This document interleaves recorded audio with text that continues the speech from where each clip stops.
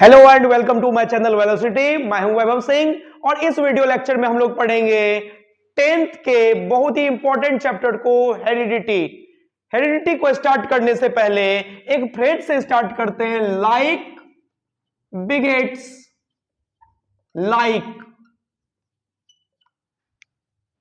सबसे पहले हम लोग के माइंड में एक क्वेश्चन जनरेट होता है कि एलिफेंट का यंग वंश एलिफेंट के जैसा ही क्यों दिखता है, ह्यूमन का यंग वंश ह्यूमन के जैसा ही क्यों दिखता है, डॉग का यंग वंश डॉग के जैसा ही क्यों दिखता है, और मैंगो ट्री जो नया सीड से इमर्ज होता है वो फिर से वापस मैंगो ट्री के जैसा क्यों दिखता है।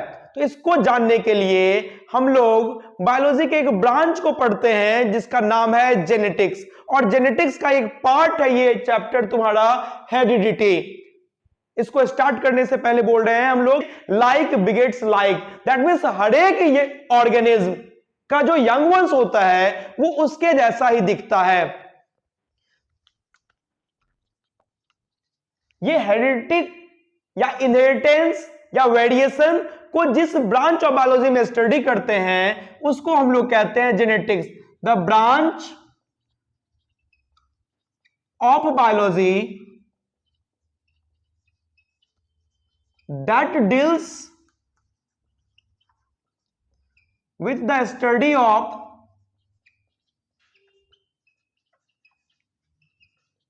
heredity and variation।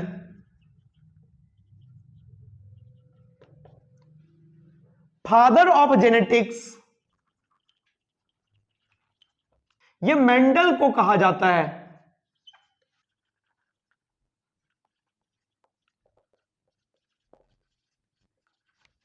Genetics Bateson के द्वारा क्वाइन किया गया था।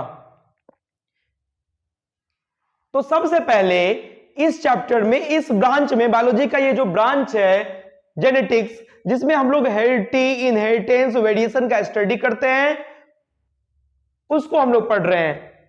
लेकिन इसमें बेसिक टर्म तुमको जानना होगा कि वेरिएशन क्या होता है, हेरिडिटी क्या होता है, इनहेरिटेंस क्या होता है। वैसे तो हेरिडिटी और इनहेरिटेंस इंटरचेंजेबली यूज किया जाता है, लेकिन फिर भी एक स्लाइट डिफरेंस होता है इस टर्म में, इनहेरिटेंस और हेरिडिटी। तो सबसे पहले देखेंगे heredity. Heredity is the transmission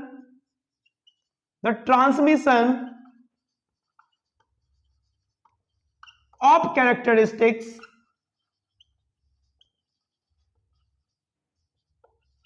from parent to progeny or their young ones or offspring।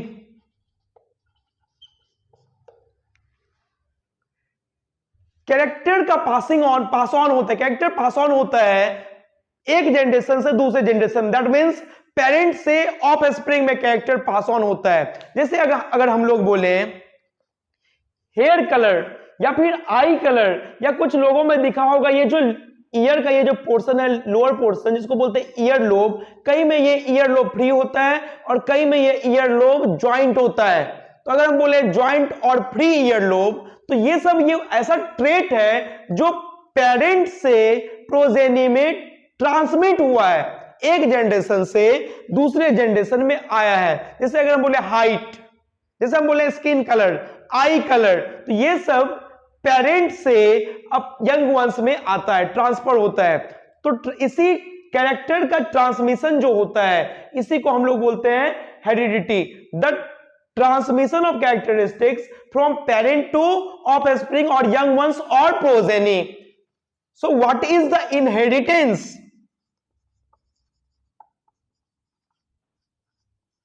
Inheritance क्या होता है? तो ये प्रोसेस है ट्रांसमिशन का, कैरेक्टर जो पेरेंट से ऑफस्प्रिंग में जा रहा है, इस प्रोसेस को हम लोग बोलेंगे inheritance. The process of passing of character from parent to offspring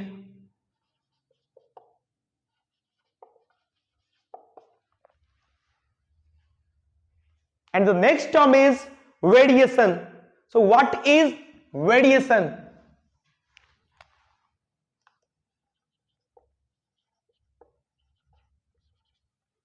The degree of difference of differences between parent and their progeny.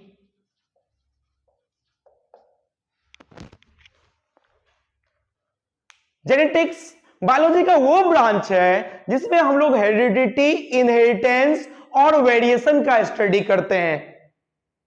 इस ब्रांच का फादर बोलते हैं हम लोग मेंडल को, और ये जो टर्म क्वाइन किया गया था वो टर्म क्वाइन किया गया था बैटसन के द्वारा। तो जेनेटिक्स में हम लोग पढ़े heredity, inheritance and variation. So what is the heredity? हमेशा जो कैरेक्टर तुम्हारे में दिखता है उसमें से कुछ कैरेक्टर एक्वायर्ड होता है और कुछ कैरेक्टर इनहेरिटेड होता है। दैट मीन्स वो मदर और फादर, दैट मीन्स पेरेंट्स से पास ऑन हुआ है। तो वो कैरेक्टर जो पास ऑन हो रहा है, तो कैरेक्टर का जो पासिंग हो रहा है, पास ऑन हो रहा है, that means transmission of characteristics, एक जनरेशन से दूसरे जनरेशन में कैरेक्टरिस्टिक्स जो ट्रांसमिट हो रहा है, इसी को हम लोग बोलेंगे हेरिडिटी। और जिस प्रोसेस से इसका ट्रांसमिशन हुआ उसको बोले इनहेरिटेंस। तो वेरिएशन क्या होता है? मदर, फादर और ऑफस्प्रिंग में अगर देखा जाए, दैट मींस पेरेंट और ऑफस्प्रिंग में देखा जाए, या फिर सिबलिंग में अगर देखा जाए, तो जो डिग्री ऑफ डिफरेंसेस है, जो अंतर दिख रहा है, इसी को हम लोग बोलते हैं variation. So next concept is what is inherited and acquired trait. Trait यहां पर हम लोग बायोलॉजी में कैरेक्टर को ही बोलेंगे। तो क्या होता है इनहेरिटेड ट्रेट और क्या होता है एक्वायर्ड ट्रेट? वो ट्रेट जो कोई भी पर्सन अपने लाइफ टाइम में डेवलप करता है उसको हम लोग बोलेंगे एक्वायर्ड ट्रेट। फॉर एग्जाम्पल, अगर हम बोले नॉलेज, अगर किसी के पापा डॉक्टर हैं तो जरूरी नहीं है कि उसका बच्चा भी डॉक्टर बनकर के ही पैदा होगा, या फिर किसी के फादर बायोलॉजी में एमएससी हैं तो उसके बच्चे को भी बायोलॉजी का पूरा जन्म के साथ ही नॉलेज होगा। That means knowledge is acquired trait. ये वो ट्रेट है जो कोई भी पर्सन अपने लाइफ टाइम में डेवलप करता है। That is trait develop by person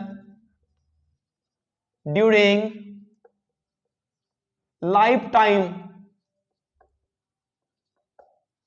और अगर हम इनहेरिटेड ट्रेट की बात करें तो ये वो ट्रेट है जो पेरेंट से यंग वंश तक पहुंचता है। जैसे अगर हम बोले ईयर लोब अब थोड़ी देर पहले बोले थे, अगर ये अटैच्ड है और ये फ्री है तो हम लोग कह सकते हैं ईयर लोब अटैच्ड या फ्री। ये क्या हुआ? पेरेंट से ये कैरेक्टर ट्रांसमिट हुआ है यंग वंश में। या फिर बोले हम बाल्डनेस, हेयर, किसी किसी को सर में बाल नहीं होता है, पेरेंट को बाल नहीं है और उसके बच्चे को भी बाल नहीं हो सकता है। तो ये क्या हुआ? ये पेरेंट से यंग वंश को ट्रांसमिट हुआ है। दैट मींस ये इनहेरिटेड ट्रेट हुआ। या फिर हम बोले कलर ऑफ आई, किसी बच्चा का कलर, आई का कलर ब्लू होता है जब उसके पेरेंट का आई कलर ब्लू होगा। दैट मींस ये कलर ऑफ आई पेरेंट से यंग वंश को ट्रांसमिट हुआ है। या फिर हेयर कलर, किसी का हेयर कलर रेड या ब्राउन या फिर ब्लैक होता है, अगर पेरेंट का भी वैसा ही हुआ तो किसी के पेरेंट का अगर हेयर कलर ब्राउन हुआ तो यंग वंश का भी हेयर कलर ब्राउन हो जाता है। That means hair colour is the inherited trait. तो अगर हम बोले इनहेरिटेड ट्रेट में, तो ट्रेट ट्रांसमिटेड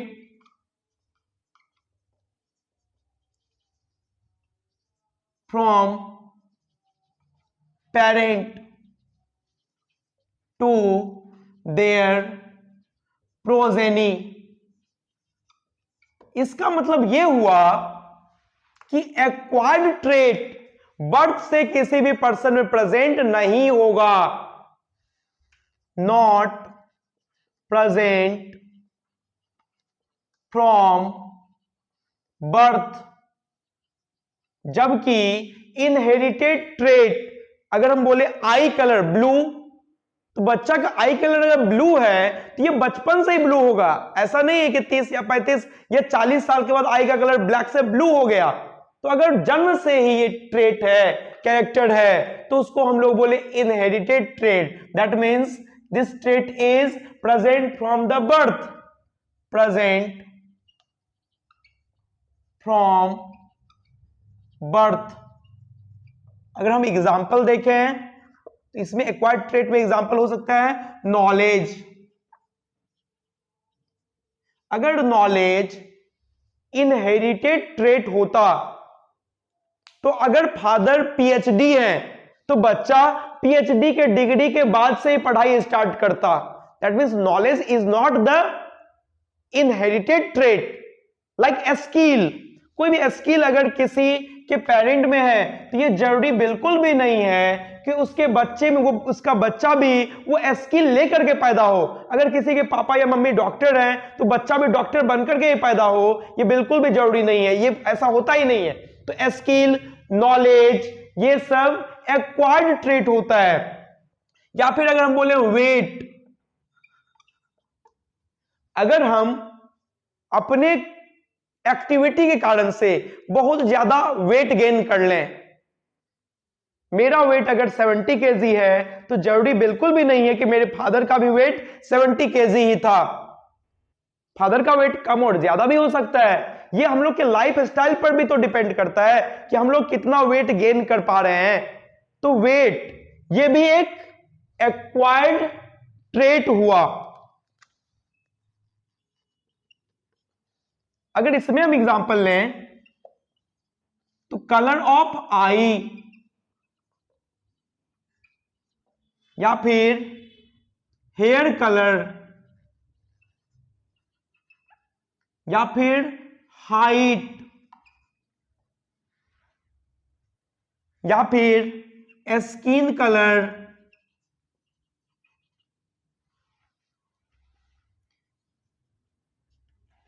ये सब वो कैरेक्टर है, वो ट्रेट है जो पेरेंट से प्रोजेनी तक ट्रांसफर होता है। इसके बाद हम लोग को और भी कुछ बेसिक कंसेप्ट पढ़ना है इस चैप्टर में, जैसे कि हैप्लॉइड और डिप्लॉइड सेल, जीन, इस सब का भी कंसेप्ट पढ़ना है। इस चैप्टर का जो नेक्स्ट फंडामेंटल कंसेप्ट है वो है न्यूक्लियस के अंदर का जो मटेरियल होता है। सबको पता है न्यूक्लियस के अंदर क्रोमैटिन होता है। क्रोमैटिन क्या होता है? तो अगर हम बात करें क्रोमैटिन की तो ये एक इंटरवाइंड इस तरह से थ्रेड लाइक स्ट्रक्चर होगा। Intertwined thread like structure in interphase nucleus. जब सेल डिवाइड करना स्टार्ट नहीं हुआ उससे पहले न्यूक्लियस के अंदर जो मटेरियल होता है, क्रोमैटिन मटेरियल होता है, वो बिल्कुल धागा की तरह उलझा हुआ होता है, बिल्कुल इंटरवाइंड होता है। उसको हम लोग बोलते हैं, उस फाइबर को बोलते हैं हम लोग क्रोमैटिन। और ये क्रोमैटिन अगर हम देखें ये बना हुआ होता है, क्रोमैटिन का कंपोजिशन अगर हम देखें ये क्रोमैटिन बना हुआ होता है न्यूक्लियो प्रोटीन का। Nucleo protein means nucleic acid plus protein. Nucleic acid and protein. इस न्यूक्लिक एसिड में भी दो न्यूक्लिक एसिड होता है, डीएनए और RNA. DNA deoxy ribo nucleic acid, while RNA is ribo nucleic acid. ये जो राइबो न्यूक्लिक एसिड होगा या डिऑक्सी राइबो न्यूक्लिक एसिड होगा ये जेनेटिक मटेरियल है। जबकि प्रोटीन में अगर हम बात करें तो प्रोटीन में दो तरह का प्रोटीन होता है, histone and non histone. But हम लोग का अटेंशन है न्यूक्लिक एसिड पर। न्यूक्लियस के अंदर क्रोमैटिन होगा। क्रोमैटिन कुछ नहीं, इंटरवाइंड थ्रेड लाइक स्ट्रक्चर जो इंटरफेज न्यूक्लियस में होता है उसको हम लोग बोलते हैं क्रोमैटिन। बिल्कुल धागा के जैसा लपेटा हुआ स्ट्रक्चर। और ये धागा का जैसा जो स्ट्रक्चर है क्रोमैटिन, ये क्रोमैटिन बना हुआ होता है न्यूक्लियोप्रोटीन का। That means nucleic acid and protein. Nucleic acid होता है डीएनए और आरएनए। यहां पर जो मेनली जो न्यूक्लिक एसिड होता है वो होता है डीएनए, जिस पर हम ज्यादा बात करने वाले हैं। मेनली जो भी सेक्सुअली रिप्रोड्यूसिंग ऑर्गेनिज्म होता है उसमें जेनेटिक मटेरियल डीएनए ही होता है। मेन न्यूक्लिक एसिड डीएनए ही होगा, डीऑक्सी न्यूक्लिक एसिड। और जब ये सेल डिवाइड करता है, जब सेल डिवीजन में जाता है, तो सेल जब डिवाइड करेगा उस कंडीशन में पहले न्यूक्लियर डिवीजन होता है। और न्यूक्लियर डिवीजन का जो पहला फेज होता है प्रोफेज, उस प्रोफेज में ये क्रोमैटिन जो कि thread intertwined thread like structure था वो बिल्कुल कंडेंस हो जाता है और कंडेंस होकर के बिल्कुल डिस्टिंक्ट स्ट्रक्चर में कन्वर्ट हो जाता है, जिसको हम लोग बोलते हैं क्रोमोसोम। अगर हम क्रोमोसोम को देखें तो क्रोमोसोम में दो स्ट्रक्चर होगा जो कि एक पॉइंट के अबाउट, एक सेंटर के अबाउट जुड़ा हुआ रहता है, जिसको हम लोग बोलते हैं सेंट्रोमियर। तो ये जो दो स्ट्रक्चर है एक क्रोमोसोम में, उसको हम लोग बोलेंगे क्रोमैटिड। तो क्रोमोसोम, यही क्रोमैटिन कंडेंस होकर के कन्वर्ट हो गया किसमें? क्रोमोसोम में। क्रोमोसोम में। और क्रोमोसोम में दो स्ट्रक्चर होगा, दो रॉड लाइक स्ट्रक्चर होगा जो एक पॉइंट के अबाउट जुड़ा रहता है, जिसको हम लोग बोलते हैं क्रोमैटिड। दो क्रोमैटिड होता है, क्रोमोसोम में दो क्रोमैटिड होता है। तो अब यहां पर हम लोग देखेंगे कोई भी ऑर्गेनिज्म अगर है तो उसमें कितना क्रोमोसोम है। क्रोमोसोम का नंबर पेयर्ड हो भी सकता है, नहीं भी हो सकता है।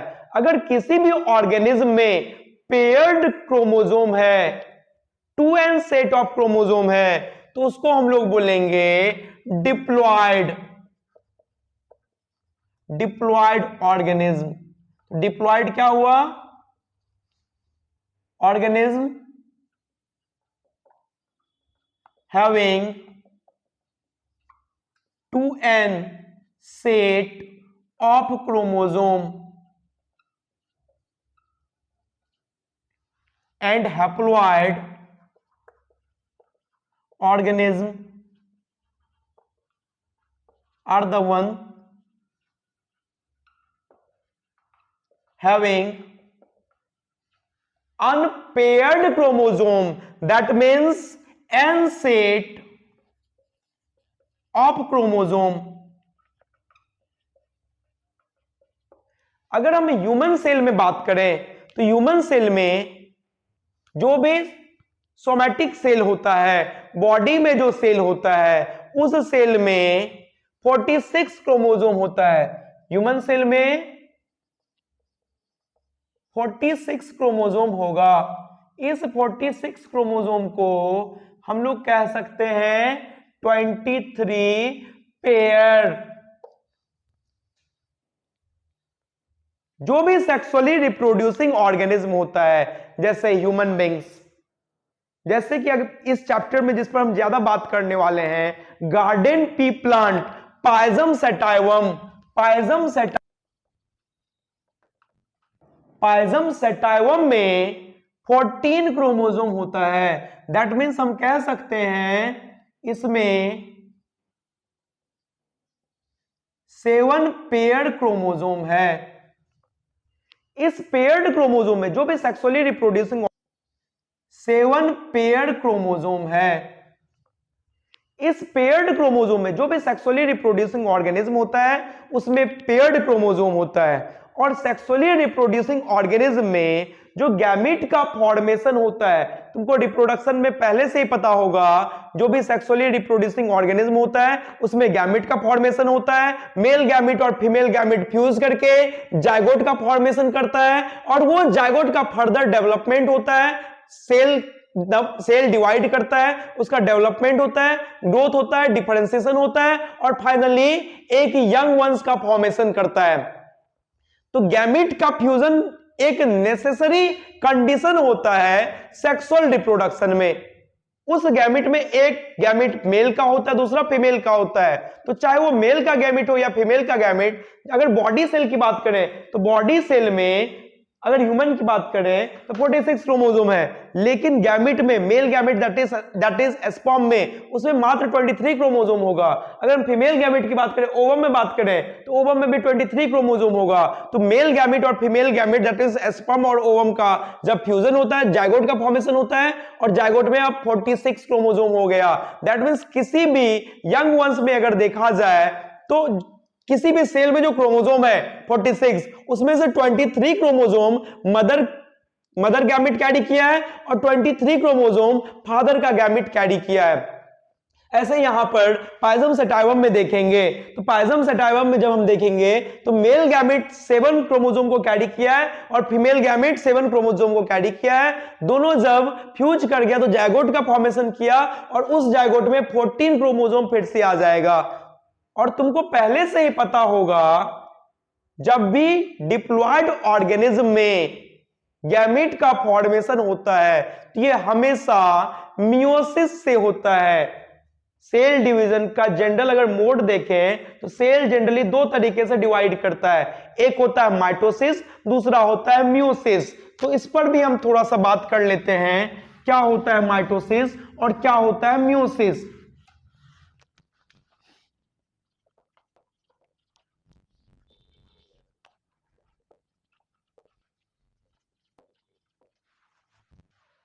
माइटोसिस डिवीजन में एक सेल जब भी डिवाइड करता है, दो सेल का फॉर्मेशन होता है। जैसे अगर हम बोले ये एक सेल है और इसमें पेयर्ड क्रोमोसोम है, इस तरह से हम क्रोमोसोम को दिखा दिए सेल के अंदर।